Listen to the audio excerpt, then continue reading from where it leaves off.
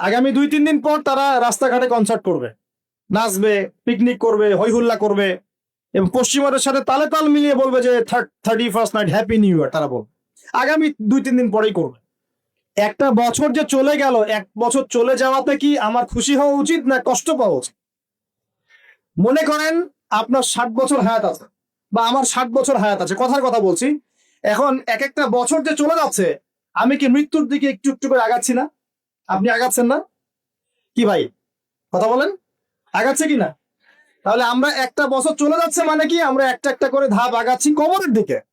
তার মানে 1 বছরে আমি কতটুকু নামাজ পড়লাম, কতটুকু রোজা রাখলাম, কতটুকু তসবিহ তাহলিল করলাম, কতটুকু দাওয়াতি কাজ করলাম, দিনের জন্য কতটুকু কি করলাম, এইটা ফিকির করা উচিত না আমার? আমার জীবন থেকে 1 বছর চলে গেল মানে আমি কবরের দিকে এক ধাপ এগিয়ে গেলাম। এখন এগিয়ে যাওয়ার খুশিতে আপনি আজকে উৎসব পালন করছেন। আস্তাগফিরুল্লাহ, কি বুদ্ধি মাথায় দেখেন। জীবন থেকে 1 বছর হায়াত কেটে পড়ে গেল, এটাতে সে খুশি হয়েছে এবং খুশি হয়ে সে উৎসব পালন করছে, কনসার্ট করছে, ঢাকঢোল পিটাচ্ছে এবং পিকনিক করছে।